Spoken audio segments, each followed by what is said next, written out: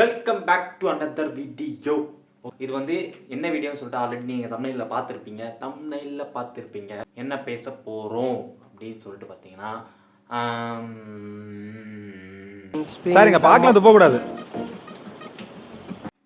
So for இந்த இயரில் நான் என்ன கற்றுக்கிட்டேன் அப்படின்றத பற்றி தான் இந்த வீடியோவில் நம்ம பார்க்க போகிறோம். இந்த இயர் எண்ட் வீடியோவை இயர் எண்ட் அன்றைக்கே நான் ரெக்கார்ட் பண்ணிட்டு இருக்கேன். இந்த இயர் எண்ட்லேயே இன்றைக்கே உட்காந்து இந்த வீடியோவை எடிட் பண்ணி போடணும்.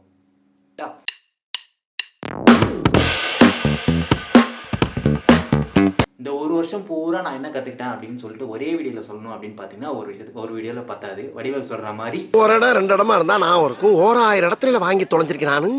ஸோ முக்கியமாக கற்றுக்கிட்ட 3 விஷயங்களை மட்டும் தான் நம்ம இந்த வீடியோவில் பார்க்க போகிறோம். அதில் ஃபஸ்ட்டு விஷயம் ஹெல்த். ஏன்னா எரும மாடு மாதிரி வளர்ந்துருக்கே, இத்தனை வருஷமாக உனக்கு இதெல்லாம் தெரியலையா அப்படின்னு சொல்லிட்டு நீங்கள் என்னை பார்த்து கேட்கலாம். அதுக்காகவே நான் தெரி மூவிலேருந்து ஒரு ரெஃபரன்ஸோட வந்திருக்கேன். அதாவது ஒரு எரும மாடுகிட்ட போயிட்டு நீ தள்ளி போ அப்படின்னு சொன்னால் அது போகுமா? போகாது. அதனால் நம்ம என்ன பண்ணுவோம், அதனால ஒரு தட்டி போ அப்படின்னு சொல்லிட்டு போவோம். அதுக்காக அது வன்முறை கிடையாது, அதுக்கு புரிகிற பாஷையில் சொல்கிறது. அந்த மாதிரி நல்ல மாட்டுக்கு ஒரு சூடு, நல்ல மனுஷனுக்கு ஒரு சொல்லுன்னு சொல்லுவாங்க. நான் சூடும் வாங்கிட்டு சொல்லவும் சொல்லிக்கிட்டு இருக்கேன்.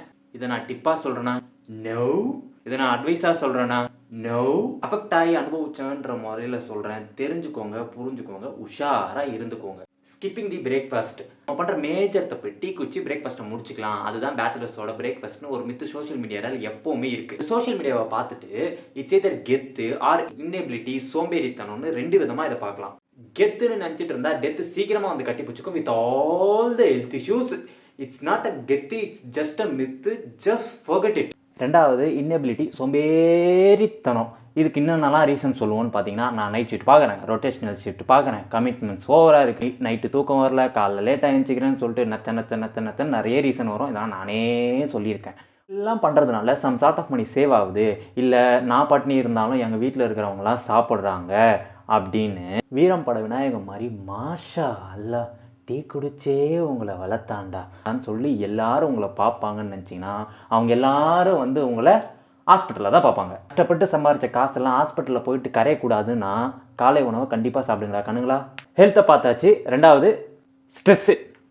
தூங்கும்போது ஸ்ட்ரெஸ்ஸு, ட்ராவல் பண்ணும்போது ஸ்ட்ரெஸ்ஸு, ஆஃபீஸில் ஸ்ட்ரெஸ்ஸு, வீட்டில் ஸ்ட்ரெஸ்ஸு, கமிட்மெண்ட் ஸ்ட்ரெஸ்ஸு, இந்த மாதிரி சுற்றி ஸ்ட்ரெஸ்ஸு. ஏன் ரிமோட்டு இப்போ வீடியோ எடுக்கும்போது கூட ஸ்ட்ரெஸ்ஸு. எனக்கு வடிவேல் பாலாஜானனோட ஒரு டயலாக் வந்து ரொம்ப பிடிக்கும். பிறப்பு இறப்பு, இதுக்கு நடுவில் கொஞ்சோண்டு கேப்பு, அவ்வளோதான் லைஃபு அப்படின்னு ஒரு டைலாக் ஒன்று சொல்லியிருப்பார். அவ்வளோதான். ஸோ இருக்கிற வரைக்கும் அப்படியே இருந்துட்டு ஹாப்பியாக இருந்துட்டு போக வேண்டியது தான். இதுக்கு நடுவில் ரொம்பலாம் ஸ்ட்ரெஸ் ஏற்றிக்க வேணாம். ஸ்ட்ரெஸ் இருக்கும், அதை மண்டைக்கு ஏற்றிக்காமல் சிரிச்சுக்கிட்டே போக வேண்டியது தான். சிரிச்சுக்கிட்டே போனால் பைத்தியக்காரன்னு சொல்லுவாங்க. சொல்கிறவங்க சொல்லிக்கிட்டே இருப்போம். நம்ம லைஃபுக்கு சுற்றி இருக்கிற சர்க்கிளுக்கு சிரிச்சுக்கிட்டு ஹாப்பியாக இருந்துட்டு போயிடணும். 3வது ஸ்டோரி, நான் உழுந்து வாரின ஸ்டோரி, சேஃப் பைக் ரைடிங். ஒரு நாள் நான் பைக் ஓட்டிகிட்டு வந்துக்கிட்டு இருக்கேன். வரும்போது ஒரு சிக்னலில் நின்றுக்கிட்டு இருக்கேன். நான் பாட்டுன்னு ஓரமாக செவனேன்னு நின்றுட்டுருக்கேன். சிக்னல் போட்டாங்க. சிக்னல் போட்ட உடனே வழக்கமாக சேனலில் நடக்கிறது தான் அது. நானும் பண்ணியிருக்கேன். எல்லாம் ஆக்சிலேட்டரை முறுக்கி வேகமாக பறப்பாங்க. எதுக்கு தான் பறக்கிறாங்க, ஏன் தான் பறக்கிறாங்கன்னே தெரியாது. மேபி அவங்க மேனேஜர் அவங்கள குத்தலாம், எப்போ வர அப்படின்னு சொல்லிட்டு அவங்க ஒய்ஃப் வந்து கேட்குறது, ஃபோன் பண்ணி கேட்டுனே இருந்திருக்கலாம். இந்த மாதிரி அவங்களுக்கு நிறைய பிரச்சனை இருக்கும். சீக்கிரமாக போகணும் அப்படின்ற வேகத்தில் எல்லாரும் சிக்னல் போட்டவொன்னே முறுக்குனாங்க. அன்றைக்கி அந்த மாதிரி தான் முறுக்குனாங்க. அன்றைக்கின்னு பார்த்து வேறு மழை பெஞ்சிருந்துச்சு. வண்டியை எடுத்தேன். அப்படி ஃபஸ்ட்டு கீர் போட்டு மூவ் பண்ணது மட்டும்தான் எனக்கு தெரியும். எங்கேயோ போகிறவன், நான் நார்மலாக போயிட்டுருக்கேன், என் ஹேண்ட் பேரை லைட்டாக அப்படி தட்டு போனோம், அவ்வளோதான் முடிஞ்சுது. அதுக்கப்புறம் அடுத்த 2 நிமிஷத்துக்கு எனக்கு என்ன நடந்ததுன்னே தெரில. டமால்னு ஊன்னேன்.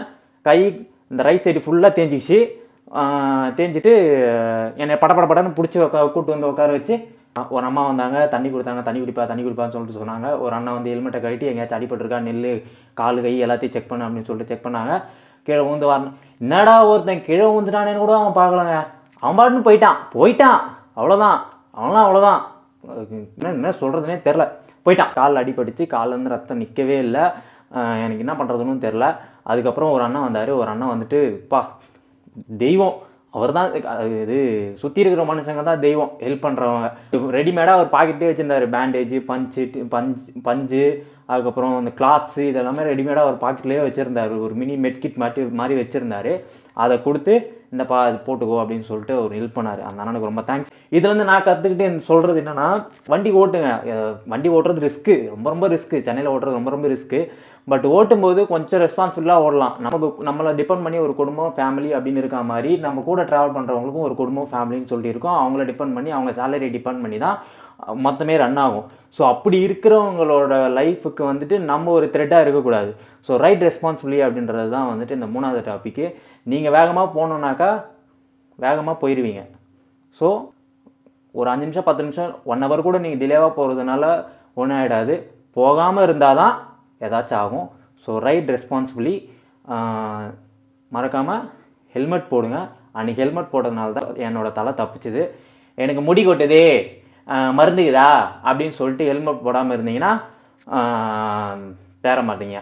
ஹெல்மெட்டை போட்டு சேஃபாக போங்கடா என் செல்லங்களா, ப்ளீஸ். இது வரைக்கும் நான் சொன்னது எல்லாத்தையும் பார்த்துருப்பீங்க. இதெல்லாம் தான் நான் இந்த வருஷம் கற்றுக்கிட்டது. இது கண்டிப்பாக உங்களுக்கு யூஸ்ஃபுல்லாக இருக்கும்னு நினைக்கிறேன். இது எல்லாம் நீங்களும் கண்டிப்பாக கடந்து வந்திருப்பீங்க.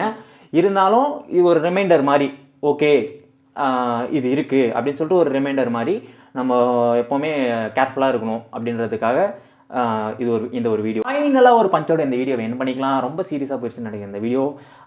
Let's end this video with my own கவிதை. கவிதைன்னு சொல்ல முடியாது, பஞ்சுன்னு சொல்லலாம். பஞ்சுன்னு சொல்ல முடியாது. அதை நீங்கள் கேட்டுட்டு நீங்களே கூட எதையாச்சும் கமெண்ட்டில் சொல்லலாம். சொல்லுங்க.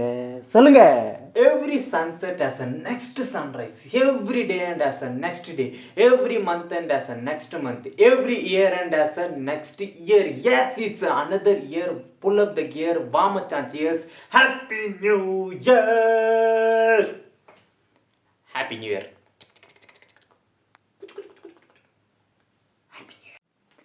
நம்மளோட சிக்னேச்சர் எண்டு கார்டு போட்டால் தான் நமக்கு ஹாப்பியாக இருக்கும். So see you guys in another video. Until then, LLL.